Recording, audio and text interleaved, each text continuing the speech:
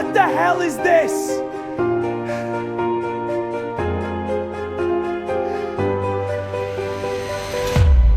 The door slammed against the wall so violently, the frame splintered. Ethan Cole stood frozen in the doorway, chest rising and falling in ragged breaths. Rain dripped from his coat onto the hardwood floor. In his right hand, red roses. In his left, a small velvet box wrapped in silver paper. A Valentine's Day gift. A promise. A future. And on the bed, Elaine Davis. His Elaine. Bare skin against silk sheets. And beside her, Ryan Carter. Shirtless, muscular, inked. Dark tattoos curved across Ryan's chest and stretched down both arms. Bold, aggressive lines that made him look even more dominant as he leaned back casually against the headboard. Nobody spoke. The silence was suffocating. Elaine didn't look horrified. She looked annoyed. Ryan didn't even attempt to cover himself. Instead, he tilted his head and smirked. The bouquet slipped from Ethan's trembling hand. Roses hit the floor. Petals scattered like shattered pieces of his heart. "I bought you these," Ethan's voice cracked. "For Valentine's Day." The air smelled like expensive perfume and betrayal. Ryan gave a low chuckle. "Man, you should knock." Something inside Ethan snapped.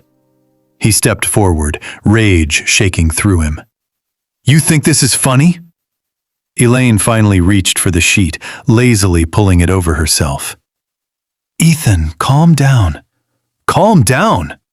His voice echoed against the walls. "You're in bed with him!" Thunder exploded outside. Ryan swung his legs off the bed and stood, unapologetic. His tattoos flexed with his movements, confidence dripping from every step.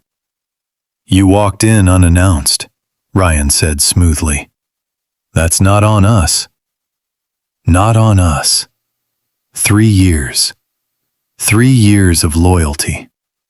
3 years of believing love was enough. 3 years of building dreams together. Ethan looked at Elaine. "You said you loved me." She didn't answer, and that silence was louder than any confession. His throat tightened, his vision blurred. But he refused to cry in front of them. Without another word, he turned and walked out. Not screaming, not begging, just breaking. Behind him, footsteps. "Ethan, wait!" He stepped into the pouring rain. The storm swallowed him whole. Cold water soaked through his clothes instantly, but he barely felt it. Elaine ran after him barefoot, hair plastered to her face, makeup beginning to streak under the downpour. She grabbed his arm. "Stop acting dramatic." He yanked away. "Dramatic? I walked in on you." "It's not what you think." He let out a hollow laugh. "Then what is it? A business meeting?" She hesitated, and that hesitation destroyed the last fragile piece of hope inside him. Rain dripped from his lashes as he slowly lifted the small velvet box. "This was for you." Her eyes flickered, not with guilt, with curiosity. "What is it?" "Open it." For a moment, just a moment, he wanted her to choose him, to regret it, to cry. She took the box, opened it. Inside, a diamond necklace. Not massive, not flashy, but bought with every dollar he had saved.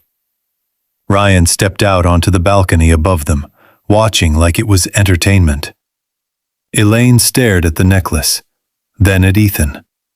Then her lips curved, not sweetly, cruelly. She laughed. Soft at first, then louder. Oh my God, Ethan! She shook her head. You really thought this would compete with him? Ethan's stomach dropped. She stepped closer, rain soaking her completely. You're broke. The word hit harder than any punch. You'll always be broke. And before he could react, her heel drove sharply into his chest. He stumbled backward, slipping on the rain-slick pavement. The roses flew from his hand. He crashed into the puddled ground, water splashed around him. Above, Ryan laughed openly.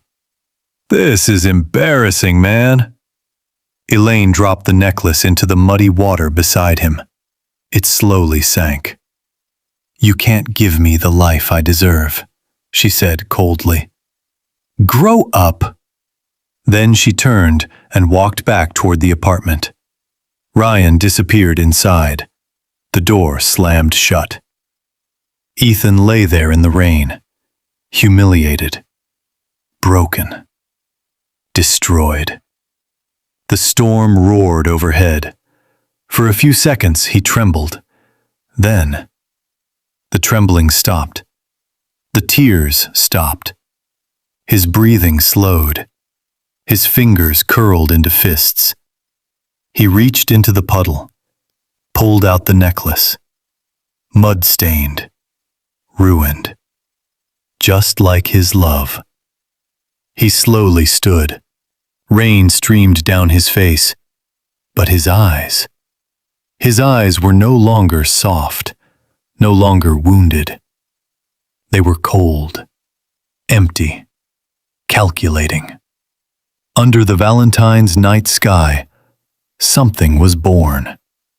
Not forgiveness, not sorrow, a promise.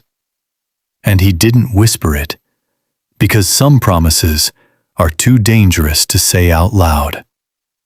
As the rain kept falling, and the camera would pull back from his lone figure standing in the storm, one silent vow echoed in his mind. They will regret this. 3 years later, another Valentine's Day would come, and this time, Ethan Cole wouldn't be the man on the ground. He would be the one deciding who gets to stand.